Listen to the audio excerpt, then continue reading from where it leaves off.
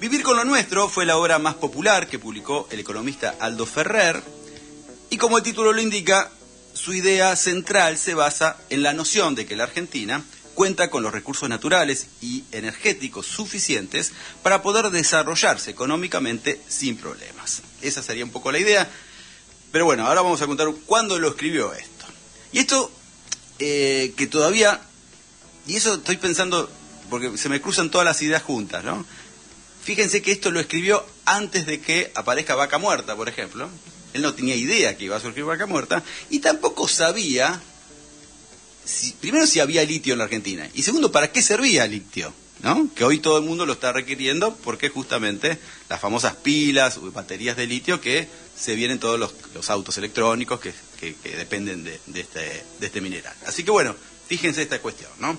Este libro de 1983 se asienta en una concepción ideológica que podríamos calificar como de centroizquierda moderada, ¿sí? Con economía mixta, un rol importante también para el sector privado, pero por supuesto una preponderancia al activismo estatal y una visión crítica fundamentalmente del monetarismo, en especial cuando deriva en el endeudamiento con fines especulativos. Endeudamiento con fines especulativos, ¿ya? Fíjense que esto lo escribió en 1983 y esto ya venía de hacía muchísimo tiempo. Bien, cuando él se refería a esto, justamente, él no estaba, obviamente, fíjense que él no conoció la gestión de Macri, por ejemplo, ni se enteró de que iban a endeudarnos por más de 45.000 millones de dólares, ni tampoco vio lo que está haciendo ahora Milei con más de 20.000 millones de dólares.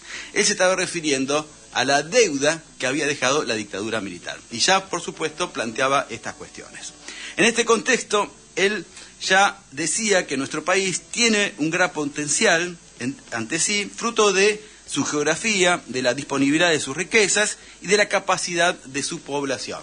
Obviamente estaba haciendo principalmente mención a los científicos argentinos y a todos los técnicos y a la capacidad en términos educativos que tiene la Argentina. Además, sostenía, y esto es algo que se sigue dando, que somos uno de los pocos países que produce mucho más alimento del que consume, y que eso obviamente podría lograr autoabastecer, o sea, podría que nosotros nos podamos autoabastecer sin ningún tipo de inconvenientes, y obviamente exportar alimentos a donde sea. Pero también advertía que los obstáculos para lograr la concreción de ese potencial residen en las políticas económicas neoliberales y sobre todo en la existencia de un bloque de intereses contrario a la industrialización, que fue el que estuvo en el poder durante el gobierno de facto y de todos los periodos antipopulares en el que se desalentaron las políticas estatales industrialistas, como la que está pasando hoy en día. ¿Sí? Siempre él ya manifestaba en ese entonces este miedo latente de que venga el neoliberalismo a hacer todo lo contrario a una Argentina que obviamente marcara la idea de un proyecto de país progresivo, ¿no? Con desarrollo en todo sentido. Bueno, yo lo dije al comienzo del programa, estábamos hablando de las derechas. Bueno, él hablaba de neoliberalismo y ni siquiera en ese entonces pensaba en la posibilidad de lo que es esta política libertaria que se está llevando adelante en el día de hoy. Bueno, y agregaba ya en aquel tiempo un dato que tiene mucha relevancia en la actualidad, que decía algo por el estilo: lo que se está discutiendo es el derecho de los países deudores a decidir su propio destino, vale decir su estrategia de desarrollo e inserción en el mundo. La vieja pretensión hegemónica de los centros de poder vuelve a aparecer enmascarada ahora en el grave problema de la deuda externa.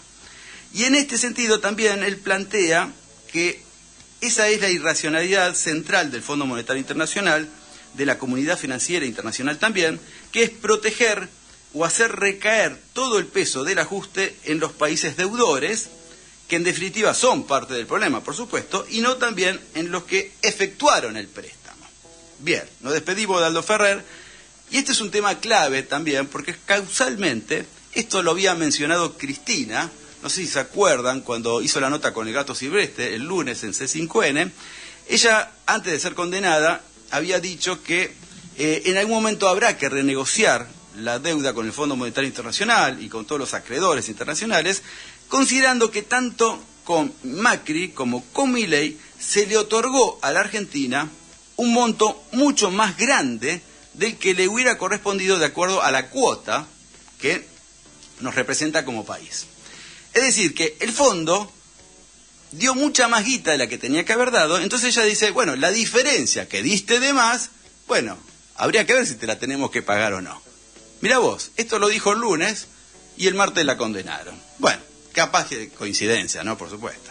Es indudable que un gobierno en serio no solo tomaría en cuenta las palabras de la expresidenta, sino que además llevaría adelante una auditoría muy minuciosa para establecer qué parte de la deuda es legal o legítima y otra acerca de cuál es verdaderamente la que habría que pagar, ¿no? Y por otro lado, también entender qué es una verdadera estafa al pueblo argentino. Eso también hay que empezar porque me acuerdo que Claudio Lozano decía, las deudas se pagan, las estafas no. Bueno, algo de esto también hay. Eso sería ejercer soberanía política, cuidar los intereses nacionales, algo que evidentemente no les interesa demasiado a los integrantes de la Casa Rosada. Una vez más, eso quedó demostrado con la actitud que en principio tomó el presidente de la Nación cuando este lunes se conoció la noticia de que la jueza estadounidense, Loretta Preca, había ordenado que la Argentina le entregue el 51% de las acciones de YPF a los fondos buitres beneficiarios del fallo por la expropiación de la compañía. Lo primero que se le ocurrió decir a Milei es que se había llegado a esta instancia, y lo leo textual, por responsabilidad directa del inútil soviético de Axel Kicillof, cuando era ministro de Economía durante la gestión de la condenada Cristina Fernández de Kirchner. Esto lo dijo públicamente, ni se ruborizó al decirlo.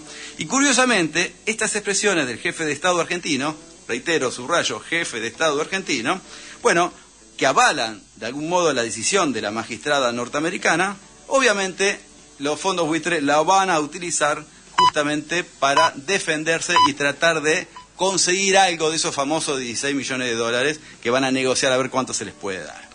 Aparte no deja de llamar la atención que el mismo tipo, me refiero al presidente de la Nación, que se jacta de llevar adelante el ajuste más grande de la historia argentina, que está, no sé, haciendo matar de hambre a millones de argentinos, bueno, este mismo tipo declare suelto de cuerpo, bueno, su voluntad de pagar los 16 mil millones de dólares si fuera necesario, porque es lo que corresponde, ¿sí?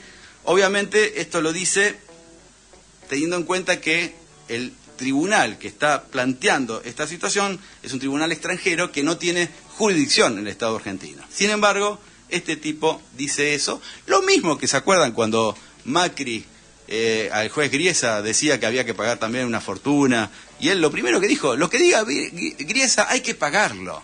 Así son estos tipos. Primero lo de afuera, lo de adentro que se mueran, y es lo que está pasando y es lo que hacen habitualmente.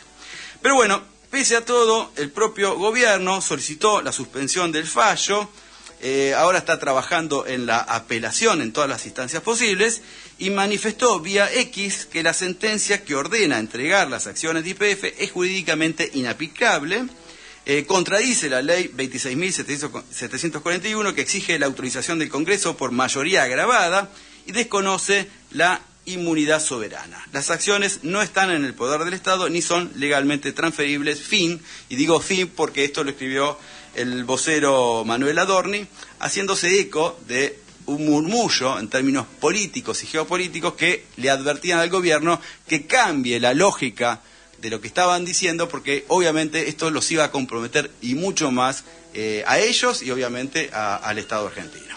Evidentemente al Ejecutivo no le quedaba otra que actuar de esta manera y por eso casi podríamos decir que es la primera vez que hacen algo que es lo que tiene que hacer.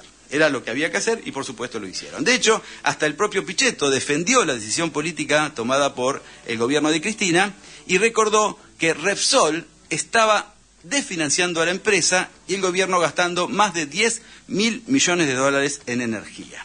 Por esto mismo, tanto Pichetto como otros legisladores están presentando en estos días proyectos de declaración donde se oponen al fallo de la justicia de los Estados Unidos.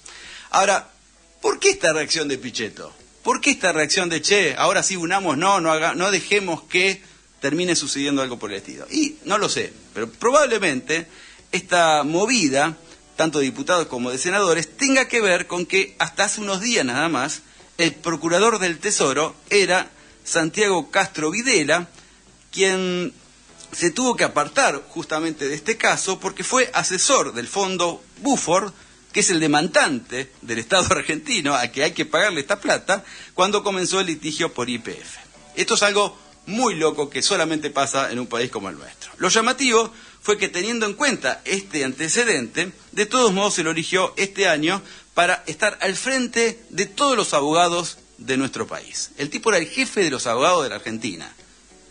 Y era el tipo que había que, si no saltaba esto, era el tipo que iba a estar de un lado y del otro del mostrador. Iba a estar impresionante esto, pero bueno, esto fue un poco lo que pasó. Evidentemente quisieron creer que el conflicto de intereses no se iba a notar o que nadie se daría cuenta de otra posible estafa. Otra posible estafa. El otro día lo escuchaba a Grabois también diciendo, este tipo quería regalar YPF. Lo frenaron, alguien lo frenó, porque si fuera por él, vendía todo. No se olviden de que el propio presidente de la Nación se autodefinió como un topo que vino a destruir al Estado desde adentro, así que a partir de ahí cualquier cosa puede pasar con una persona de estas características. Mientras tanto, el fantasma de la devaluación está a flor de piel, y esto está relacionado a la falta de confianza interna y externa de este gobierno, que cada día se incrementa más. No solo no vienen inversiones, sino que el riesgo país no baja de los 700 puntos, y la semana pasada, no sé si se acuerdan, Morgan Stanley, el faro, ¿sí?, de referencia mundial para el mercado de capitales, bueno, mantuvo una calificación muy baja para la Argentina, y esto hace que no se pueda pedir más plata al exterior. O sea, no pueden endeudarse más. Imagínense para estos tipos que no tienen otra lógica de gobernar, que es endeudándose. Bueno, es la única alternativa que tienen, o sea, la única forma que tiene para conseguir dólares. Y bueno, esto es algo que tiene que ver con la forma de ejercer el poder ellos. Ellos no producen nada, están viviendo de vaca muerta, increíblemente, ¿no? Gracias a Cristina y a Kicillof, entre otras cosas. Están viviendo de la especulación financiera, del blanqueo que hicieron el año pasado, pero que ya se terminó.